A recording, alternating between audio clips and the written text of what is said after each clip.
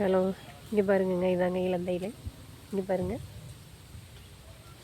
பாருங்கள் காய் காய்ச்சிருக்கு பாருங்கள். இதாங்க இலந்த காய். இழந்த சக்தியை மீட்டு கொடுக்கக்கூடியது தாங்க இலந்தை இலை. இது பார்த்திங்கன்னா முக்கியமாக குழந்தை இல்லாதவங்களுக்கு இது நிறையா கொடுப்பாங்க கிராமத்து சைடெல்லாம்.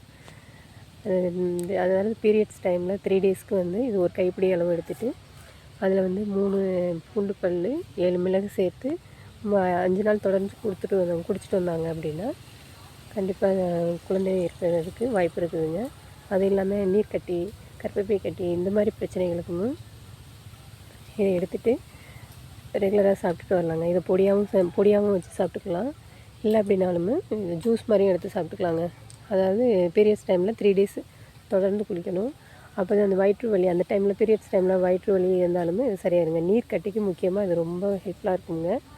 அது ரெகுலராக பெண்கள் எடுத்துகிட்டு ரெகுலராக இல்லை, பீரியட்ஸ் டைமில் எடுத்தாங்க அப்படின்னா நல்ல ஒரு நிவாரணத்தை கொடுக்கக்கூடியதுங்க. இதாங்க இலந்தை இலை. அதோட காய் பாருங்கள்.